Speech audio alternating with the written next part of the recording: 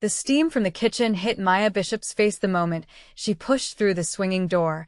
A tray of seared wagyu balanced against her forearm, and she did not slow down. 21 years old and 6 months into the best-serving job she had ever landed, she had learned that hesitation got you fired at a place like Tsukigami. The restaurant sat on the 40th floor of a glass tower downtown, all black marble and gold light fixtures, the kind of place where a bottle of sake cost more than her rent. She moved between the tables with the quiet efficiency of someone who had trained herself out of clumsiness, setting down plates without a sound, refilling water before anyone had to ask. Her manager liked to say that the best servers were invisible until the exact second they were needed. Maya had made herself very good at being invisible. Tonight the dining room was half full, mostly finance men in dark suits and a scattering of couples celebrating things she would never know the names of. Table 14, tucked into the corner by the window with the best view of the harbor, held a single man who had been sitting there for 40 minutes without ordering more than tea. He wore a charcoal suit that had clearly never touched a rack in a department store, the fabric moving like water when he shifted, and his hands rested on the white tablecloth with a stillness that made Maya's skin prickle every time she walked past. She did not know his name. She knew only that the maitre d' had greeted him with a bow so low it looked almost painful, and that none of the other staff would take his table without being asked twice. His name was Run Takahashi, though nobody in that dining room would have said it aloud even if they knew it, because some names in this city were not spoken casually. He had ink at his wrists that vanished beneath his cuffs, a thin white scar along his jaw that caught the light when he turned his head, and eyes the color of wet stone that seemed to catalog everything in the room without appearing to look at anything at all. He came to Tsukigami twice a month, always alone, always at the corner table because the restaurant sat on neutral ground, the kind of place where men like him could sit across a room from men who wanted them dead, and nothing would happen because nothing was allowed to happen here. It was a rule older than most of the organizations that respected it. Tonight, he had ordered green tea and said almost nothing to the young woman who kept refilling his cup, but he had watched her more than once, the way she balanced 3 plates on one arm without letting a single sauce line smear, the way she said thank you to the busser like she meant it, the way her spine stayed straight even when a table of drunk executives snapped their fingers at her like she was furniture. He found himself, against every instinct he had cultivated over the last 15 years, curious about a waitress whose name he did not know. That was the moment everything changed, though neither of them understood it yet. The door to the restaurant swung open with more force than the doormen usually allowed, and a man walked in wearing a white dress shirt unbuttoned too far down his chest, sleeves rolled to show tattoos climbing both forearms in dense black ink, his hair slicked back and his jaw already tight with the kind of anger that walked into rooms before the man attached to it did. This was Daisuke Mori, and every server in the restaurant who had worked there longer than a month felt the temperature of the room drop the second he crossed the threshold. He did not wait to be seated. He walked straight toward table 14, and the maitre d', who tried to intercept him, stepped back the moment Mori's eyes cut toward him, because some faces told you everything about what would happen if you got in the way. Run did not stand. He set his teacup down without a sound and watched Mori approach with the mild, unbothered patience of a man watching weather roll toward him from a great distance. "You have some nerve sitting here like a tourist," Mori said, his voice low but carrying, the kind of low that was more threatening than shouting would have been. "You think because it is neutral ground you get to sit here and pretend the last 6 months did not happen." "I am having tea," Rin said. "If you would like to discuss business, we can discuss business somewhere that is not this room." Mori planted both hands on the table hard enough that the silverware jumped, and across the dining room every conversation dropped to a murmur, the way a herd goes quiet when a predator crosses open ground. Maya was 3 tables away, refilling a wine glass for a couple who had gone completely silent, watching the scene unfold with the particular stillness of people who did not want to be noticed by whatever was happening. She should have kept walking. She would think about that later. The fact that instead of retreating to the kitchen like every instinct told her to, she picked up a fresh water pitcher and moved toward table 14 anyway, because it was still her table, and because some stubborn part of her refused to let 2 men in expensive suits scare her out of doing her job. "You took the docks," Mori said. You took men who swore themselves to my house, and you did not even have the decency to ask permission first. The docks were never yours to lose, Ren said. Your father lost them 11 years ago. I only finished what he started losing. Mori's hand moved toward the inside of his jacket, and it was a small motion, barely more than a twitch, but Ren's eyes tracked it the way a man tracks a spark near dry grass. Maya arrived at the table in that exact second, setting the water pitcher down between them with a small clink, because it was the only excuse she had to be standing there, and because some reckless corner of her brain had decided that maybe, just maybe, an ordinary interruption would break whatever was about to happen. Can I get either of you anything else? She asked, and her voice came out steadier than she expected it to. Mori looked at her like he was seeing her for the first time, his eyes traveling from her face down to the name tag pinned above her apron and back up again, and something about his expression shifted from rage into something uglier, something appraising. She's hot, Mori said, not to Maya, but to Ren, like she was an object being pointed out in a shop window. He said it the way men like him said everything, like the words cost him nothing and meant nothing, like her presence in the conversation was incidental. Where did you find her? Does the kitchen come with the territory now too? The dining room seemed to hold its breath. Maya felt her face go hot, felt the old familiar tightening in her chest that came from being talked about instead of talked to, the specific humiliation of being reduced to a body in front of a room full of strangers. She opened her mouth to say something, though she did not know what, because saying nothing had never come naturally to her even when it was the smart thing to do. Ren spoke before she could. She's mine, he said. The words left him with no visible effort, flat and certain, the kind of sentence a man says about property he already owns rather than something he is claiming for the first time. Mori's mouth twisted into something between a smirk and a sneer, and he straightened up, hands raised in mock surrender, muttering something about not knowing Ren had gotten soft, before he turned and walked back toward the door with the same violent energy he had walked in with, leaving a wake of relieved exhales behind him. Maya stood frozen beside the table, water pitcher still in her hand, staring at the man who had just, in front of an entire restaurant, claimed her like she belonged to him. Ren looked up at her, and for the first time all night something in his stone-colored eyes flickered, something that looked almost like surprise directed inward, at himself, like he had not expected the words to leave his mouth either. There was a beat of silence between them that stretched too long to be comfortable. I don't belong to anyone, Maya said quietly, once she trusted her voice again. Her heart was hammering, but her chin was up, and she did not look away from him, even though every rational part of her screamed that this was not a man you spoke to like that. I know, Ren said. He held her gaze, unblinking, and there was no apology in his voice, only the faintest trace of something that might have been respect. It was the fastest way to end that conversation. It bought you 30 seconds you would not have had otherwise. I didn't ask you to buy me anything, she said. No, he agreed. You didn't. She should have walked away then.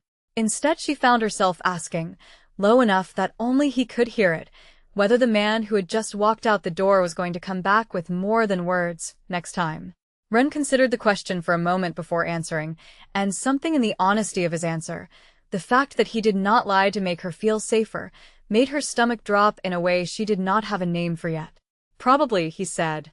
Not tonight. Not here. But, probably. Then you should leave, she said. Because if he comes back for you while you're sitting in my section, I don't want to be standing here when it happens.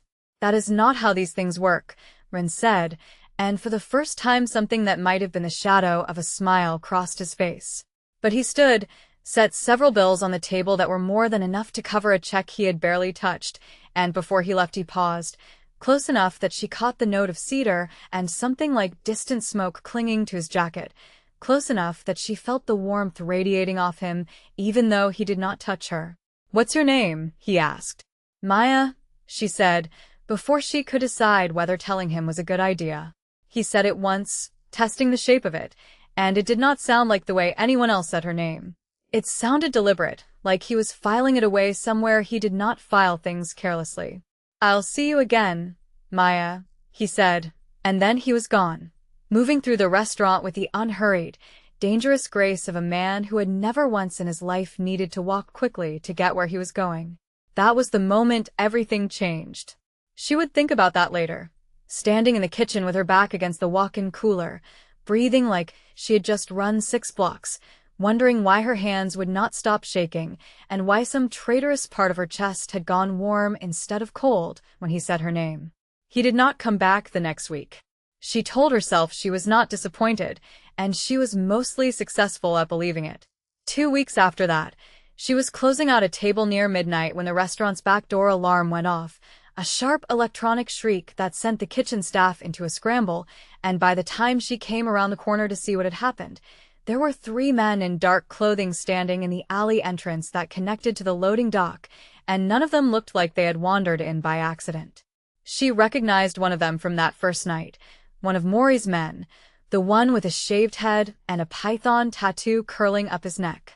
He was holding a photograph in his hand, and when she got close enough to see it clearly under the harsh kitchen lights, her stomach turned to ice, because it was a photograph of her, taken from outside the restaurant, time-stamped from that same night Ren had claimed her at table 14. "She's the one," the man with the shaved head said to his companions. "Boss wants to know how attached Takahashi really is." Maya backed toward the walk-in without thinking, some animal part of her brain screaming at her to get behind something solid, but the kitchen was narrow and the men were between her and the only other exit. One of them grabbed her wrist before she could get far, his grip bruising, and she reacted the way 6 months of standing on her feet 12 hours a day had trained her to react, driving her elbow backward into his ribs with everything she had, twisting free while he doubled over. It bought her maybe 2 seconds. It was enough. The kitchen door slammed open behind her, and Ren was suddenly there, and she would never afterward be able to fully describe how he crossed that room, because one moment he was in the doorway, and the next he had the man with the shaved head on the ground with a knee planted between his shoulder blades, moving with an economy of motion that looked less like violence and more like something he had rehearsed 1,000 times in his sleep. The other 2 men hesitated only a moment before deciding that whatever they had been paid was not worth what was happening in front of them, and they were gone through the alley door before Ren had even fully stood back up.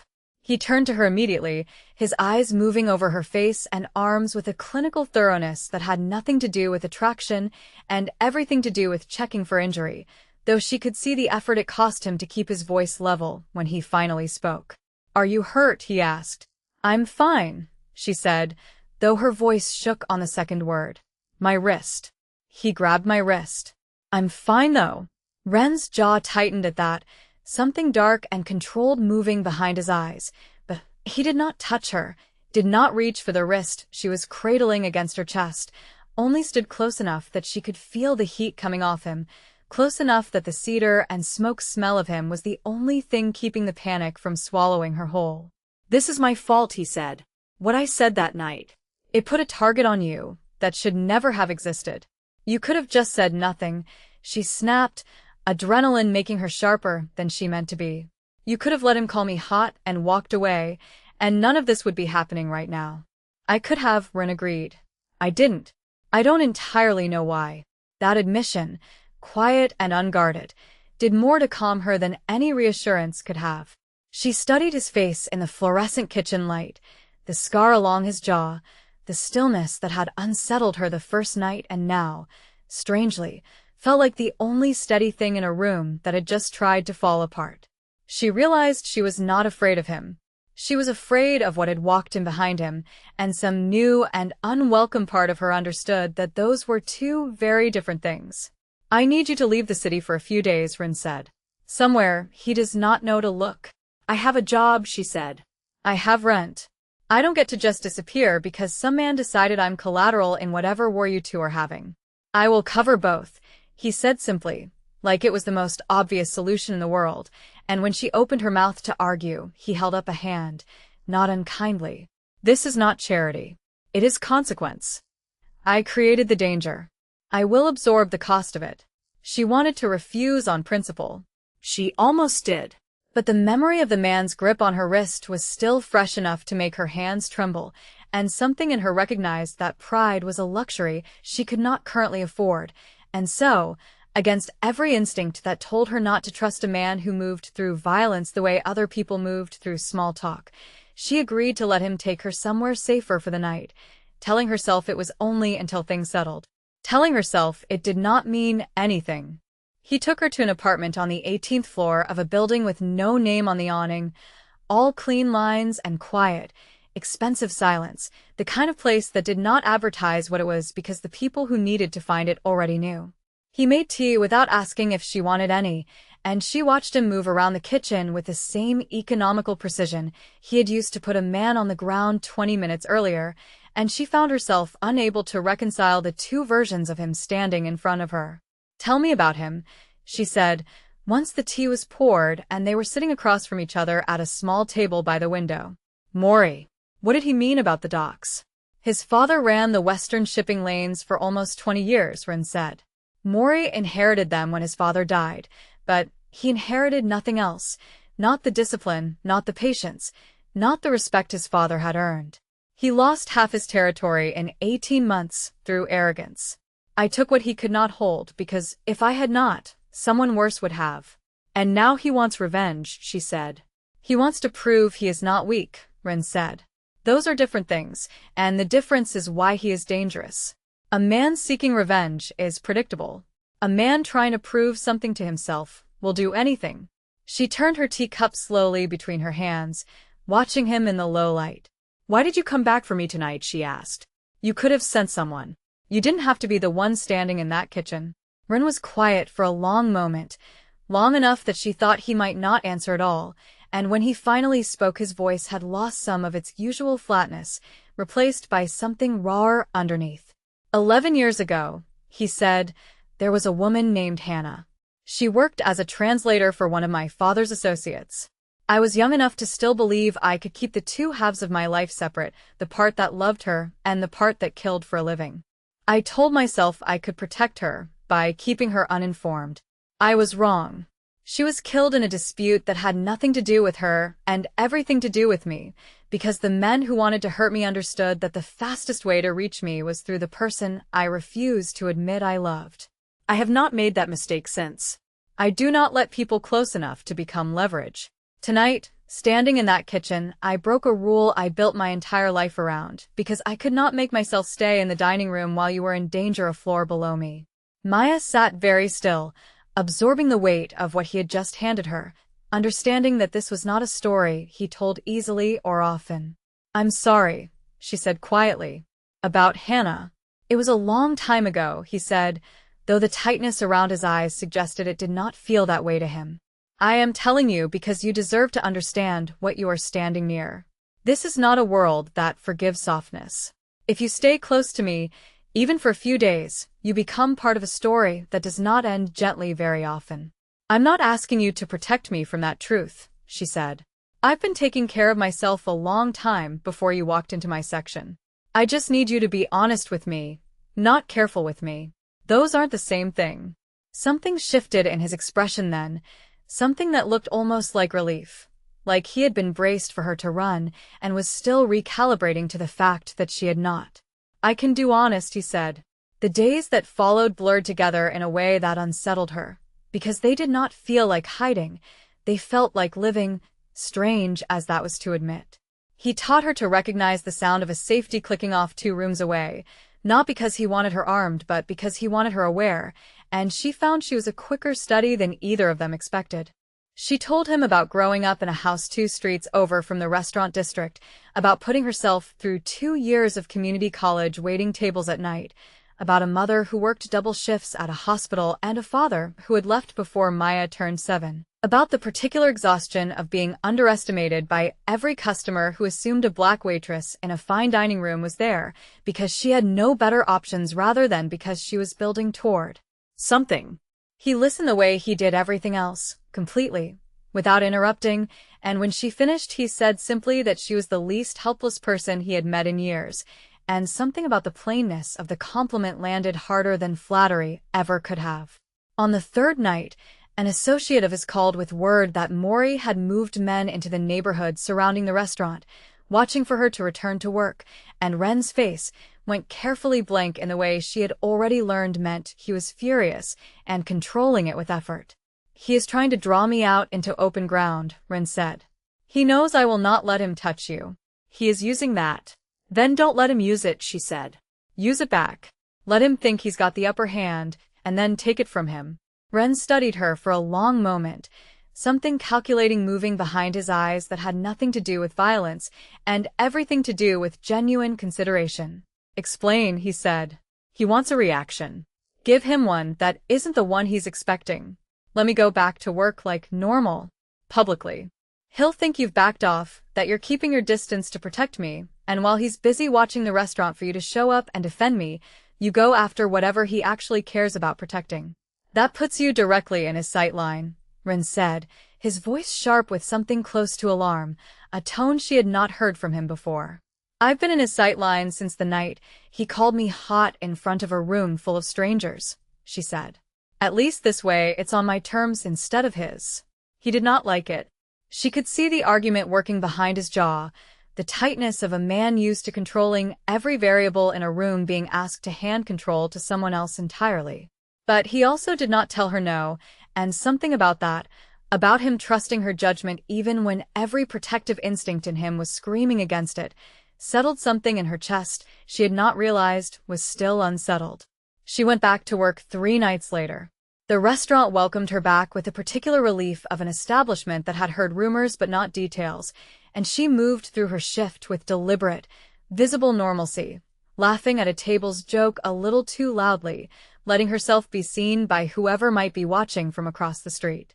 She felt eyes on her most of the night, though she could not have said whose, and by the time her shift ended and she stepped out the staff in trance into the cool night air, her heart was beating hard enough that she could feel it in her throat. He was waiting for her 3 blocks from the restaurant, not Ren but Mori, leaning against a car with his arms crossed and a smile on his face that did not reach his eyes. I have to hand it to Takahashi, Mori said, pushing off the car and closing the distance between them slowly, like a man who enjoyed watching prey realize it was cornered. He has good taste. Shame taste is the only thing that's going to get you killed tonight. Maya's pulse spiked, but she kept her feet planted, refusing to let the tremor she felt climbing her spine reach her voice. But I've been doing this a lot longer than he's been running his little empire, and I know exactly what you are to him now. You're the crack in the wall. All I have to do is push. He reached for her, and this was the moment she had rehearsed in her mind for 3 nights straight, the moment she had insisted to run that she could handle if it came, and her body moved before her fear could stop it. She had spent 3 days learning where a man's grip was weakest, and she drove her heel down onto his instep hard enough to buckle his balance, twisting away from his outstretched hand and putting the small canister Ren had given her directly into his face before he could recover. Mori staggered backward, cursing, hands flying to his eyes, and in the chaos of the next several seconds 3 of Ren's men materialized from a parked van down the block, having been stationed there the entire time in case her plan went sideways, moving in to restrain Mori before he could regain his footing. Ren arrived less than a minute later, having abandoned whatever he had actually been doing that night the moment the call came through that Mori had taken the bait, and the look on his face when he saw her standing upright, breathing hard but unhurt, was something she would remember for the rest of her life, a mixture of fury and relief, and something else entirely, something that looked almost like awe. You could have died, he said, low and rough, closing the distance between them in 3 strides. I didn't, she said. I told you I could handle it. He looked at her for a long moment, and then, in front of his own men, in front of Mori being dragged upright with chemical tears still streaming down his furious face, Ren reached out and touched her jaw with a gentleness that felt almost like an apology for every violent thing his hands had ever done, and said her name the way he had said it that very first night, like it meant something specific to him and no one else. I have never once in 15 years let someone stand at my side during something like this, he said. I do not know what to do with the fact that I wanted you there tonight instead of somewhere safe. Then stop treating me like something breakable, she said, her voice shaking now that the adrenaline was beginning to recede, and let me be something you trust instead. Mori spat blood onto the pavement, glaring at both of them with the particular hatred of a man whose plan had collapsed in front of him. This isn't over, he snarled. You think a waitress and a few bruised knuckles win you anything, Takahashi? I'll come back with more men. I'll come back with everything. Ren turned to look at him with an expression so calm it was somehow more frightening than rage would have been. You had a chance to walk away from this the night you called her hot in front of a room full of strangers, he said. Every choice you have made since then has been yours, not mine. If you come back with more men, you will lose more men. If you come back with everything, you will lose everything. I have been patient because patience serves my interests. Do not mistake patience for mercy. The following week became the most dangerous of all, because Mori, cornered and humiliated, stopped being calculated and became reckless instead, and reckless men were the most unpredictable kind. He struck 3 days later, not at Maya directly, but at one of Ren's warehouses near the docks, sending a team in with explosives timed to detonate during a routine shipment inspection. An attack meant less to damage Ren's operation, and more to send a message that Mori would burn down everything rather than accept defeat. Ren was inside that warehouse when the first charge went off. Maya was 2 miles away when she got the call from one of Ren's lieutenants, a young man named Sora, who had grown fond of her over the past weeks, his voice tight with barely controlled panic as he explained that Ren had gone in personally to oversee the shipment after receiving intelligence that something felt wrong and that the building was now half collapsed with unconfirmed casualties. She did not remember making the decision to go. She remembered only being in the car, knuckles white on the door handle, telling Sora to drive faster, ignoring every rational voice in her head that told her there was nothing a waitress could do at a burning warehouse that trained men with guns could not do better. The scene when they arrived was chaos, smoke pouring from a structure that had partially caved in on one side, Ren's men moving in and out of the wreckage with the grim efficiency of people trained for exactly this kind of disaster, and no sign of Ren himself. Maya was out of the car before it fully stopped, ignoring Sora's shouted warning, running toward the building with a scarf yanked up over her mouth and nose, because somewhere in the last 3 weeks the calculation in her chest had shifted permanently, and the idea of waiting safely outside while he might be dying inside had become simply, physically impossible to bear. She found him in a side corridor, pinned beneath a fallen support beam, conscious but bleeding from a gash along his hairline, his breathing shallow from smoke and pain. He looked up at her through the haze with an expression of pure disbelief. You should not be here, he rasped. Neither should you, apparently, she snapped back, already working her hands under the beam, testing its weight, calculating angles the way she had once calculated how to carry 3 plates at once without spilling a drop. Move your legs when I lift. Don't argue with me right now. I can't ask you to lift that, he said. It's too heavy. Get out, Maya. Now. Before the rest of the ceiling.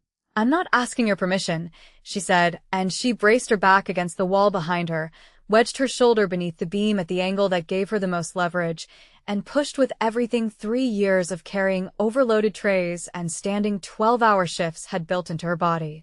It moved only inches, but inches were enough, and Ren dragged himself free the moment the pressure released, coughing hard, one hand immediately closing around her wrist to pull her back toward the exit as the ceiling groaned ominously above them. They made it out seconds before the corridor collapsed entirely, stumbling into the cold night air together, both of them coated in dust and smoke, and Ren pulled her against his chest so hard it knocked the breath out of her, his hand cradling the back of her head like he was making sure she was real. I told myself staying close to you was survival instinct, he said into her hair, his voice cracking in a way she had never heard from him before. I was lying to myself. It stopped being survival instinct weeks ago. She pulled back just far enough to look at his face, streaked with soot and blood, and something in his stone-colored eyes had gone completely unguarded for the first time since she had met him. Then stop pretending it's something smaller than it is, she said. He kissed her there in the wreckage-lit dark, hard and certain, one hand still fisted in her hair like he was afraid she might disappear if he let go, and it was not gentle, it was not the kind of kiss that belonged in the version of the story where nobody was bleeding, but it was honest in a way nothing else between them had been allowed to be until that exact moment. And when he finally pulled back, both of them were breathing like they had run a mile. This isn't over, Sora called from behind them, his voice grim as he approached with a phone already pressed to his ear. Mori's people were seen leaving the scene. He's not going to stop after this. He's got nothing left to lose now. Then we make sure he understands exactly what he does have left to lose, Ren said, and there was something new in his voice, something colder and more absolute than she had heard from him before. The sound of a man who had just discovered exactly how much he was willing to protect and had stopped pretending otherwise. The final confrontation happened 4 nights later, on the docks that had started the entire war, under a sky heavy with the threat of rain that never quite arrived. Rin had spent those 4 days systematically dismantling what remained of Mori's operation, cutting off his money, his men, his allies one by one with the same surgical precision he brought to everything, until Mori had nothing left but a handful of loyalists and a desperate, cornered rage. Maya insisted on being there when it ended, and this time Rin did not argue, because he had learned. In the short, brutal weeks since the night, she claimed her elbow's worth of self-defense against a man twice her size, that trying to keep her out of danger only ever put her in more of it. Better to have her beside him, where he could see her, than pretending she was safe somewhere she had already proven she refused to stay. Mori arrived with 6 men, far fewer than he would have commanded a month earlier, his face still faintly marked from the chemical spray that had ended their first confrontation, and his eyes when they landed on Maya carried a hatred so pure it made her skin crawl. "You ruined everything," he said to her, ignoring Rin entirely, his voice raw. "Everything I had left, gone, because Takahashi decided a waitress was worth burning his own empire down for." "I didn't ruin anything," Maya said, standing her ground even as Ren's men fanned out silently around the perimeter of the dock. "You did that yourself. The second you decided threatening me was a strategy instead of a mistake." Mori's hand moved toward his jacket, faster this time, no hesitation left in him, and Maya reacted before conscious thought caught up with her body, shoving Rin sideways with both hands as the first shot cracked out across the water, the bullet tearing through empty air where his shoulder had been a half-second earlier. What followed was chaos, fast and brutal, Ren's men closing the distance on Mori's remaining loyalists while Rin himself moved toward Mori with the terrible, focused calm of a man who had spent 15 years perfecting exactly this kind of violence. Maya, rather than dropping to the ground as instinct screamed at her to do, grabbed a length of heavy chain coiled near a mooring post and swung it hard into the back of the man closing in on Rin from behind, buying him the half-second he needed to finish disarming Mori entirely, twisting the gun from his hand and driving him to the concrete with a force that ended the fight before it had properly begun. It was over in less than 90 seconds.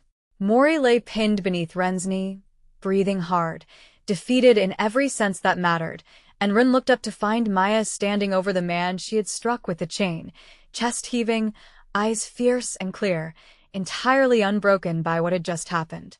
"You didn't run," Rin said, something like wonder threading through his voice even now. "I told you," she said. "I'm not something you need to protect from the truth of what you are. I'm someone who stands in it with you."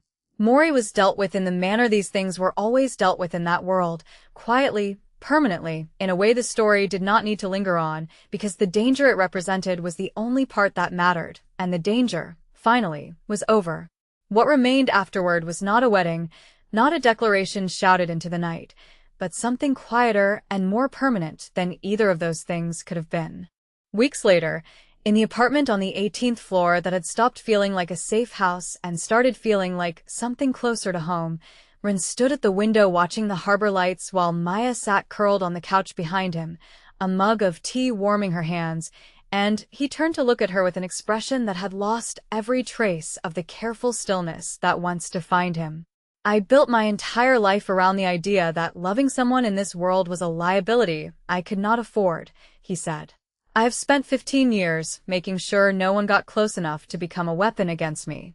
And then a waitress at table 14 refused to let a room full of dangerous men frighten her into silence, and every rule I built my life around stopped mattering. "I never asked you to change who you are," she said. "I only asked you to be honest about it. There's a difference between danger and dishonesty, and you were never the second thing, not with me." He crossed the room and sat beside her, close enough that their shoulders touched, and for a long moment neither of them said anything at all, because some silences did not need filling, they simply needed to be shared. Outside, the harbor moved the way it always did, indifferent to the empire that had nearly burned over it, indifferent to the war that had started with 3 careless words spoken across a dinner table. Maya thought about the girl who had walked into that restaurant 6 months earlier, invisible until she was needed, and understood that she had never stopped being that girl exactly, only that somewhere along the way she had stopped needing to be invisible at all. She set her tea down and let her head rest against his shoulder, and Rin said her name once more, quiet, certain, the way he had said it that very first night, and it still did not sound like the way anyone else said it, and she had stopped wanting it to. If tonight's story kept you up past your bedtime, hit that subscribe button so you never miss the next one. Drop a comment telling me which line lived in your head rent-free, and I will see you in the next story.